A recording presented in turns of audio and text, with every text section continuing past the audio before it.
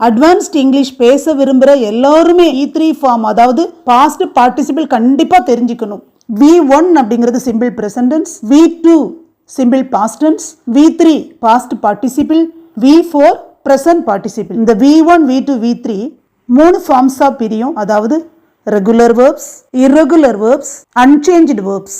Regular verb அப்படிங்கிறது அந்த root வேர்போட ஈடி சேர்ப்பது. இதுக்கு examples play, played, played. Play root verb, இதுக்கு மீனிங் விளையாடுவது. Walk, walked, walked. வாக் நடப்பது. Work, worked, worked. ஒர்க் வேலை செய்வது. Saw, sawed, sawed. சா அறுப்பது. Develop, developed, developed. டெவலப் உருவாக்குவது. Talk, talked, talked. டாக் பேசுவது. Reach, reached, reached. ரீச் போய் சேருவது. thousands of verbs are there. ஆயிரக்கணக்கான வேர்ப்ஸ் இருக்குது. அந்த வேர்ப்ஸ் நம்ம தெரிஞ்சுக்கும் போது இன்னும் இங்கிலீஷ் நல்லாவே பேசலாம்.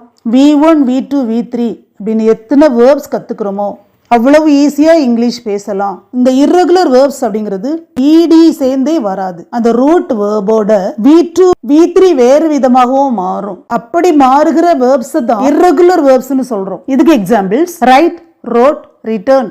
ரைட் எழுதுவது. See, saw, seen. சி பார்ப்பது. Catch, caught, caught. கேட்ச் பிடிப்பது.